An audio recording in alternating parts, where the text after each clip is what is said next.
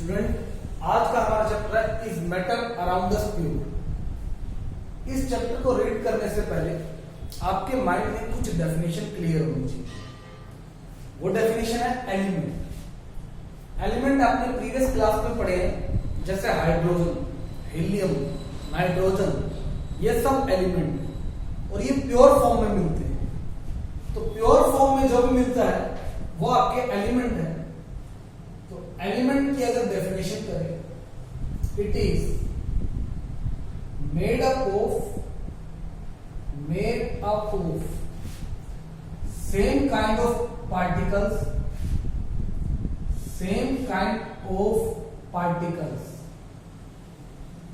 In pure same kind of particle से मिलकर बनते हैं। For example, hydrogen symbol H, nitrogen N, sodium Ne, ये सब एलिमेंट। तो ये एलिमेंट जैसे सल्फर है आपको मिलता है, तो वो सारे सल्फर से पार्टिकल से मिलकर बनेगा, तो आप उसको एलिमेंट बोलते हो। इस एलिमेंट को तीन कैटेगरी में डिवाइड करें: metal, non metal, metalloid. Metal, non metal, metalloid. Metal में सोडियम, पोटेशियम मेटल है। Non metal carbon, sulphur non metal है। मेटलॉइड में सिलिकॉन, जर्मेनियम, बोरॉन, ये आपके पास मेटलॉइड है। या प्रीवियस क्लास में पढ़ चुके हो, मेटल जो है वो मेलेबल होते हैं, डक्टिलिटी प्रॉपर्टी शो करते हैं, लस्टर अपीयरेंस के होते हैं। नॉन मेटल इसके अपोजिट होता है, ना तो ये मेलेबिलिटी प्रॉपर्टी शो करेंगे, ना ही डक्टिलिटी, ना ही ये लस्टर अपीयरेंस के होंगे। मेटलॉइड मेटल और नॉन मेटल के बीच की जो प्रॉपर्टीज शो करती है, यानी कुछ प्रॉपर्टीज मेटल की होंगी, कुछ नॉन मेटल की, तो उसको मेटलॉइड बोलते हैं। बोरॉन, सिलिकॉन इसके एग्जांपल्स आप दे सकते हैं। इसके अलावा एलिमेंट में एक डेफिनेशन और आती है एटम। जैसे हम कोई भी केमिकल रिएक्शन करते हैं तो हाइड्रोजन का एलिमेंट या सोडियम का एलिमेंट टेक्स पार्ट नहीं करता है, उसके एटम टेक्स पार्ट करते हैं। तो एटम होता है, it is the smallest particle of an element which can takes part into chemical reaction,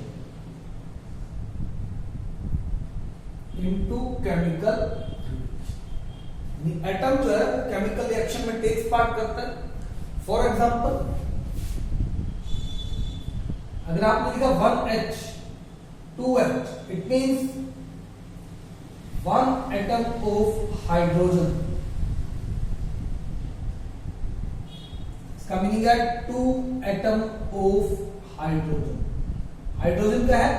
element. तो ये आपके पास एटम। एटम के बाद आता है molecule. when 2 or more atoms combine together, 2 or more atoms combine together, then it form molecule। दो या दो से ज्यादा atom combine. For example,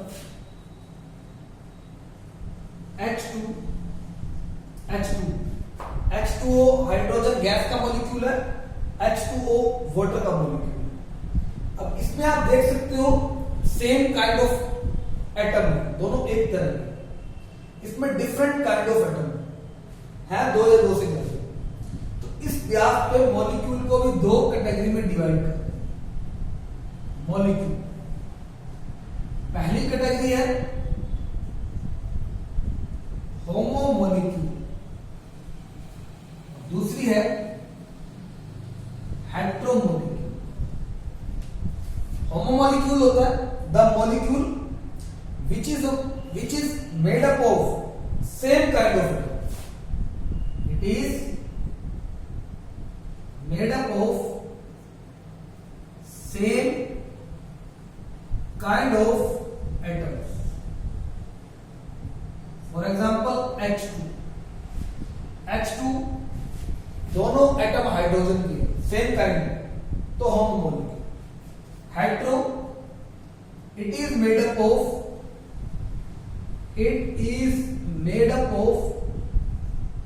different kind of atoms। यानी जो एटम्स, जो molecule different kind of atom से बनते हैं, जैसे H2 2 एटम हाइड्रोजन के है, 1 एटम ऑक्सीजन का है, तो डिफरेंट काइंड ऑफ एटम से बनता है, तो ये आपके पास हेट्रो मॉलिक्यूल। अब इस हेट्रो मॉलिक्यूल को आप कंपाउंड बोल सकते हैं। एलिमेंट के बाद आती है नेक्स्ट टर्म कंपाउंड। कंपाउंड आपके पास क्या होता है, कंपाउंड की बात करते हैं। Compound when two or more atoms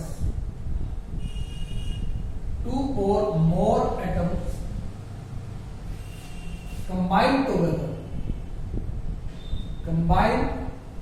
together in fixed proportion, when two or more atoms combine together in fixed proportion by mass।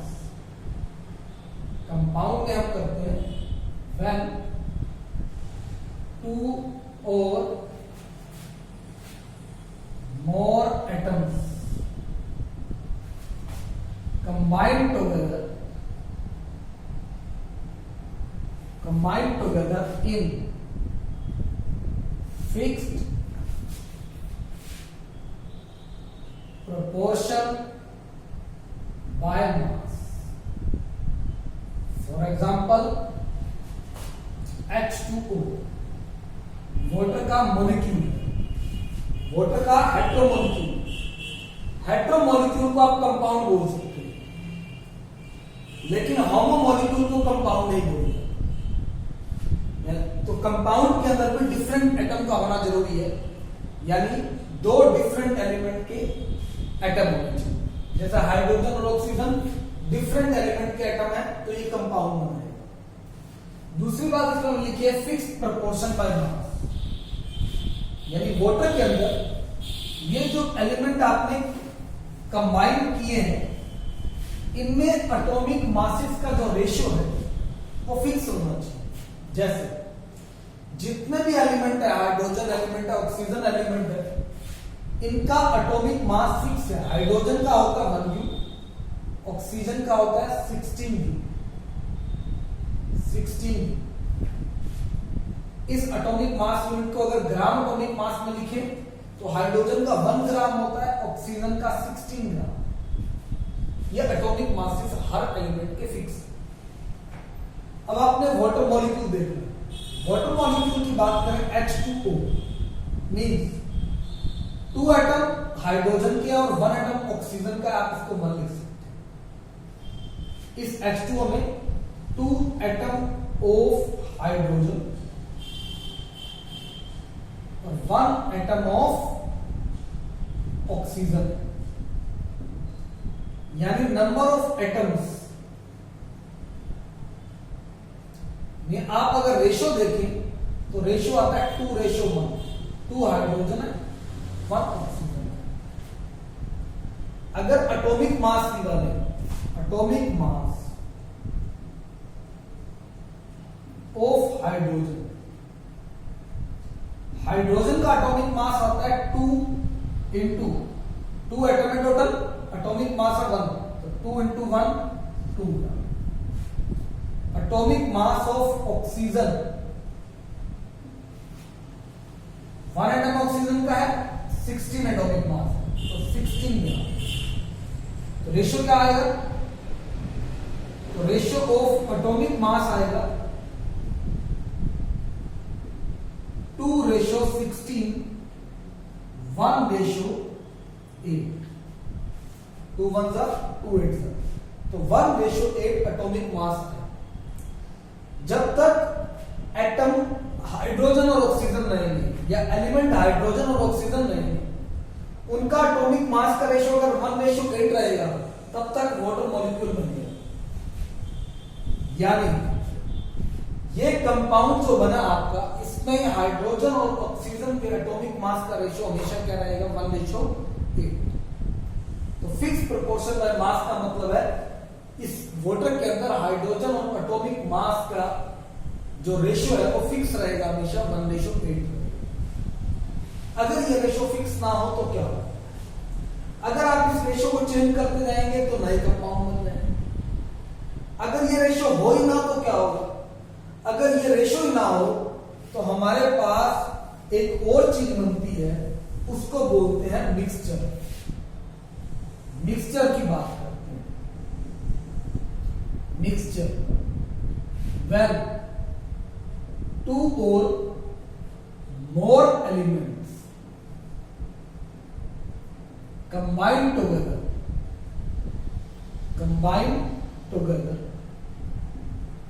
in any proportion, आप किसी भी proportion में इसको मिक्स कर दो, then it form compound, तो then it form mixture. For example, iron and sulfur mixture, iron और sulphur mixture. अगर उसका कंपाउंड बनाएंगे तो आयरन और सल्फर की अगर हम बात करते हैं, उसको हम हीट कर दें, आयरन की नेल्स ले लें, सल्फर का पाउडर ले लें, उसको हम मिक्स करके हीट कर दें अंदर, तो दोनों आपके पास बनाएगा आयरन सल्फाइड। आयरन सल्फाइड, तो हमारे पास बन जाएगा कंपाउंड। अब इस एक्टिविटी से हम इन दोनों में डिफरेंस देख सकते हैं। एक बात आपको बता दी है, आयरन सल्फाइड ये प्योर सब्सटेंस होगा और ये जो मिक्सचर बनेगा ये इम्प्योर होगा। तो मिक्सचर इम्प्योर होते हैं, कंपाउंड प्योर होते हैं। इससे पहले हमने एलिमेंट पढ़ा था, वो भी प्योर होता है। तो ये प्योर है, ये इम्प्योर है। अब इन दोनों में डिफरेंस क्या होंगे, पहले तो हम ये जो डेफिनेशन दी है ये डिफरेंस है। सेकेंड, ये जो आयरन सल्फाइड बना, ये बना कैसे, आपने इसको हीट दी, इसमें आप ये कह सकते हैं energy changes can take place. इसमें एनर्जी चेंजेस, इसमें बात करते हैं energy changes can not takes place. इसमें कोई एनर्जी चेंजेस नहीं होती या जरूरत नहीं पड़ती। इसमें जब आयरन सल्फाइड बन जाता है, इसके पास एक मैग्नेट लेके जाओ, आयरन को अट्रैक्ट करने की कोशिश करो, आयरन अट्रैक्ट नहीं होगा, ना ये सेपरेट होगा। इट मींस इसमें जो भी कंपाउंड बनता है उसकी प्रॉपर्टीज नहीं आती हैं, पहले वाली सब खत्म हो जाती है। इसमें आयरन और सल्फर का जो मिक्सचर है, पहले की प्रॉपर्टीज एज इट इज रहती है। अगर इसके पास आप मैग्नेट ले जाओ तो आयरन अट्रैक्ट हो जाएगा। इसमें आयरन की प्रॉपर्टीज एज इट इज रहेगी। इसमें लिख सकते हैं जिन सब्सटेंस से ये मिलकर बनता है उसको बोलते हैं constituents. The properties of its constituents do not remain same, यानी प्रॉपर्टीज पहले वाली नहीं रहेगी, नहीं आएगी। The properties of its constituent remain same। इसमें प्रॉपर्टीज पहले वाली है, इसमें जबकि पहले वाली प्रॉपर्टीज नहीं है। इसमें आपने हिट किया था नया सब्सटेंस बनना। जब भी कोई नया सब्सटेंस बनता है तो वो बनता है ड्यूरिंग केमिकल चेंज, यानी केमिकल रिएक्शन होती है, तो ये बनता है ड्यूरिंग केमिकल चेंज। तो it is form during chemical change. तो केमिकल चेंज से बनता है। It is form during physical change. तो ये फिजिकल चेंज से बनता है। फिजिकल चेंज मतलब सिंपल आप मिक्स कर दो किसी भी प्रपोर्शन में तो ये बन जाएगा। इसमें ये वापस रिकवर हो सकता है, आयरन मिलता था, इसमें नहीं हो सकता। तो it is irreversible. Irreversible it is reversible. Reversible ये बिल्कुल प्योर होता है। It is pure inflow. ये क्या होता था? इम्प्योर। It is impure. तो ये डिफरेंस है कंपाउंड और मिक्सचर।